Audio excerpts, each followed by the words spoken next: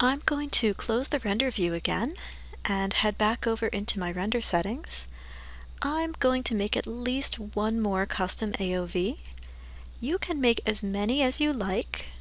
They're all really useful and they're all really easy. The next one I'm going to make is going to be like a demo AOV to just show you what some of the other options are. I think every time you render, you should have an ambient occlusion AOV in your scene. I think that they are super useful for everybody, but the rest of them are up to you. So this next one I'm going to call Demo AOV. With this next one, I'll treat it the same way.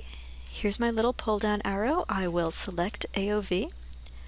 And in this case, the custom shader that I'm going to add, again, it'll be the same thing, custom AOV, shader, create render node.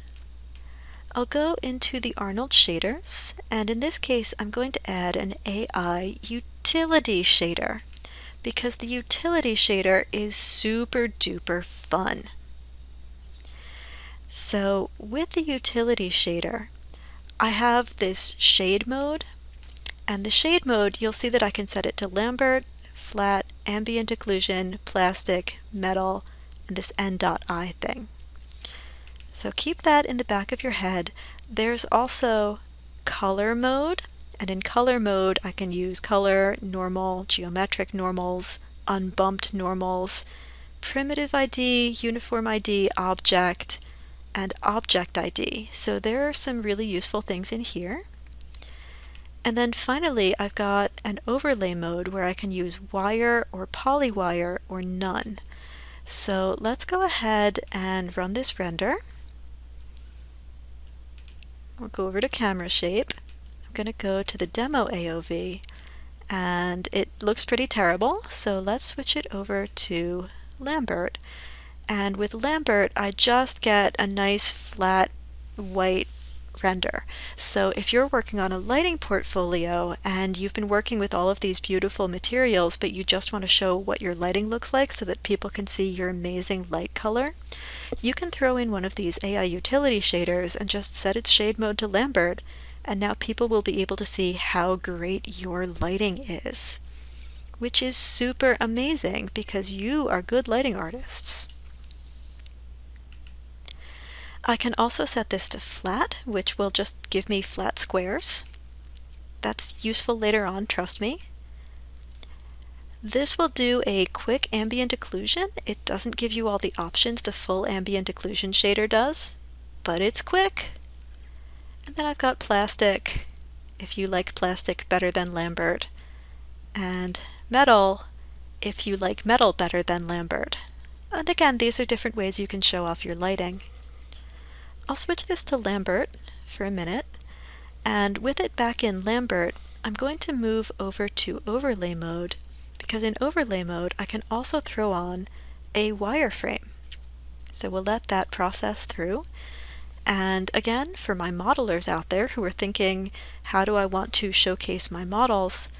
Maybe the modelers want to do a Lambert render with a wireframe, or perhaps even an ambient occlusion shader with a wireframe, and that way people can see what their models look like. Now the two modes for wire here are wire and polywire. Polywire should give me quads. And the fun thing is that this is not necessarily a 100% accurate wireframe. So do I trust it? Meh, not really, but it's quick and it's effective. And people look at these renders all the time, and it's a good way to show off your models. The other thing that you can do here, let me turn this wireframe overlay off, is this color mode. So in color mode, it's just set to color right now, which lets me use this color attribute here. I can set it to fun things like object ID. In Object ID, it'll render every single object with a different color. And here's where the shade mode comes in handy. So if I set this to flat, now each object just becomes its own individual color.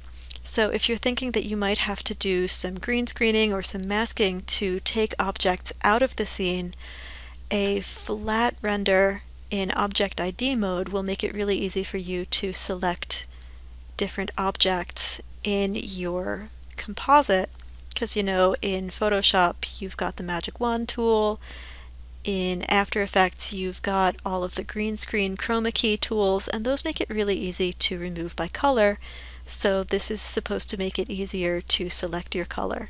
And in fact, I think I'll leave this here in this mode.